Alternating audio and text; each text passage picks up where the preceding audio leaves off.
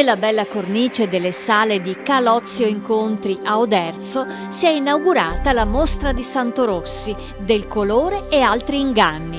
Un pubblico attento ha seguito con interesse la presentazione di Alessandra Santin. Dopo una precisa analisi dell'artista trevigiano, la storica dell'arte ha quindi introdotto Santorossi. Vi leggo una brevissima riflessione di John Berger, che è un critico, saggista, che si è proprio soffermato sulle problematiche della visione. L'attenzione e le prospettive dei nostri sguardi cambiano di continuo di fronte a un'opera d'arte del passato o a una foto di guerra o anche a un animale malinconico rinchiuso nella gabbia di uno zoo. Le nostre esperienze visive sono sempre più universali delle circostanze. L'artista trevigiano ha spiegato il suo interesse per le vibrazioni dei colori e il loro rapporto con l'uomo, tema questo al centro della sua lunga esperienza artistica, che va dalle installazioni all'uso della tecnologia, dai ritratti bicromatici in cui il nero assume la valenza di un colore senza luce, alle ultime opere ispirate a tutti gli esseri viventi, siano essi umani, animali o vegetali. Ma lasciamo la parola a Santorossi, che meglio di ogni commento può spiegarci il significato e significante delle opere esposte.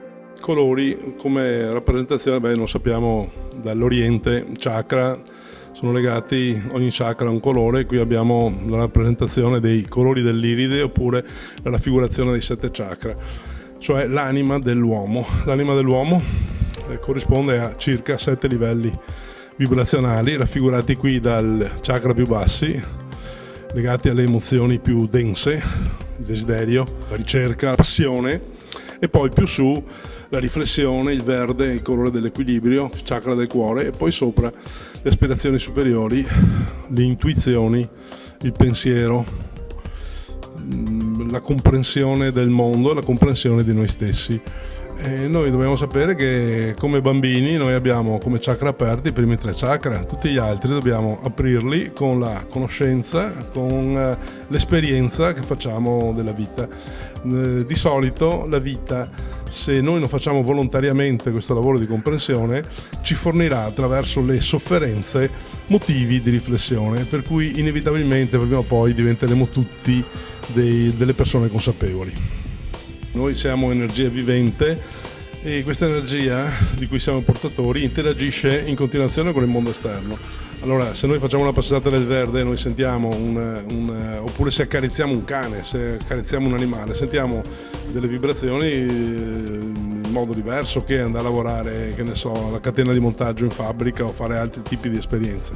Noi dovremmo chiederci, di fronte a un quadro o di fronte alla vibrazione di un colore, come il mio essere, la mia complessità reagisce. Ecco, ognuno di noi sa di, non so come dire, un colore preferito, sa di appartenere di più a una fascia vibrazionale che a un'altra.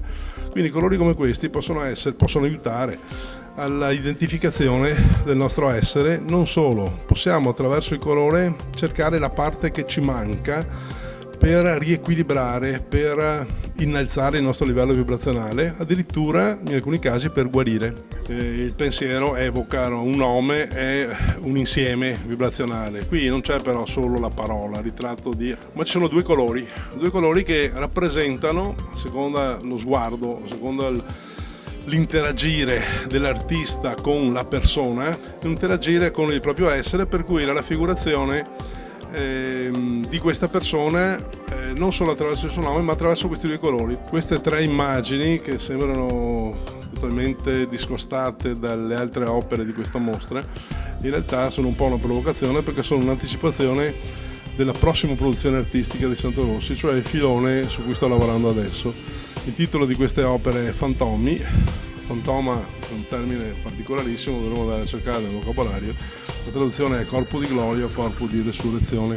La domanda che i più coraggiosi di noi si pongono è: quando lasceremo il corpo, cosa resterà di noi? Ecco, queste sono delle forme, degli stimoli per per cominciare a pensare, per cominciare a vedere, per sviluppare le nostre coscienze superiori, per esempio la coscienza immaginativa. Cominciamo a immaginare come potrebbe essere il nostro futuro quando non avremo più futuro.